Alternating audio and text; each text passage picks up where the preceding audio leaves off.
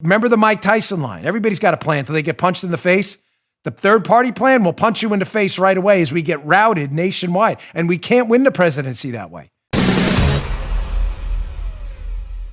I know you don't want to hear that. Someone said, well, why doesn't President Trump start a third party? Let me just explain to you mechanically why, as a strategy, the idea in principle is fantastic. Clearly, as I've said to you 1,000 times, although the Republicans are not the answer to our problems, the Democrats are the cause of all our problems. So you're like, well, I don't want to pick the lesser of two evils. No, I do. Because what happens when you don't pick the lesser of two evils is really evil stuff happens. I'd rather delay that. Just checking. There's no principles being exercised in total failure. That's my opinion. You have yours. But the idea that President Trump should start a third party is technically and strategically going to be a disaster. Why? Because, ladies and gentlemen, we're not a parliamentary system. We have winner-take-all congressional districts. What does that mean? This is actually going to be, you know what? I didn't plan this. This is going to be a good segment because I get this question a lot. We have winner-take-all congressional districts.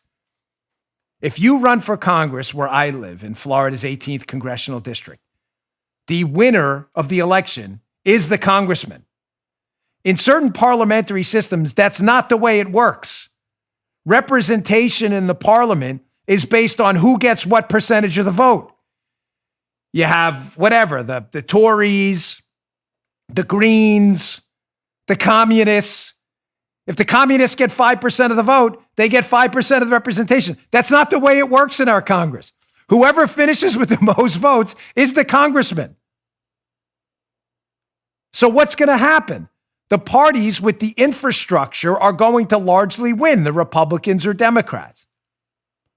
You may say, well, we can build the infrastructure ourselves. Can we? Why not just take over the infrastructure now of the Republican Party where we should own it anyway? Secondly, what's the result of winner-take-all districts?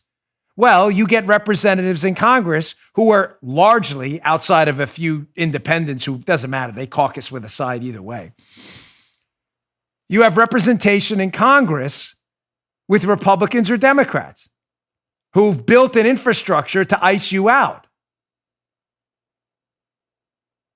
So then what's the problem there? So now you have the two branches of government that are elected at the federal level.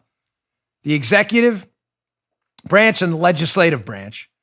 We don't elect the Supreme Court or judges at the federal level, are only winnable by elections. So you may say, well, why not just run for president as independent? You're not going to win that either. Ask Ross Perot, John Anderson. It can't happen. Why? Dan, they could just get the most votes. No, that's not the way it works.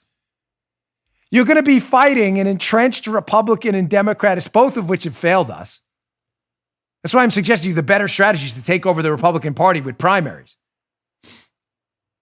You're going to have, so what you would have, say there's a three-way race with the legitimate three contenders, like Ross Perot was before he dropped out and then got back in. He was polling 30% of the vote. Ladies and gentlemen, even in a three-way race, let's say it's 33, 33, 33. Independent Ross Perot the second, the comeback, the Democrat and the Republican. No one's going to get 270 electoral votes. So what happens then, Joe? It goes to the House of Representatives. And then what happens? You think entrenched Republicans or Democrats, where there's no significant third party in the House, you think Republicans or Democrats are going to vote for an independent? It's never going to happen. I'm a strategy guy. I don't get paid. I had a dispute with a friend of mine last night over text. Not a dispute, but we're differing on our opinions on something. He's sending me hopey-changey stuff. Hey, hope is not a strategy. Hope is not a strategy. A strategy is a strategy. Why not use a primary system to fund actual constitutional conservative candidates, take over the Republican Party, it should be ours anyway, and then get a Republican president elected who aligns with our values? Far simpler than trying to rebuild from scratch what we should own anyway. You will never get an independent president. There is no technical way to make it happen because there'll never be a 270 electoral vote majority for a third party in your time. Call me a pessimist, call me whatever you want. I'm telling you, it's just the realism. The Republican Party is ours. This is a country for the people, by the people. It's not theirs. They don't own it. Why would we give it up? They have email lists, infrastructure, voter vaults, information. That's ours. That's not theirs. Why are we just letting them have it to build something from scratch? That doesn't make any sense. I understand your passion, and man, do I respect it. But I am a strategy guy. And you remember the Mike Tyson line. Everybody's got a plan until they get punched in the face.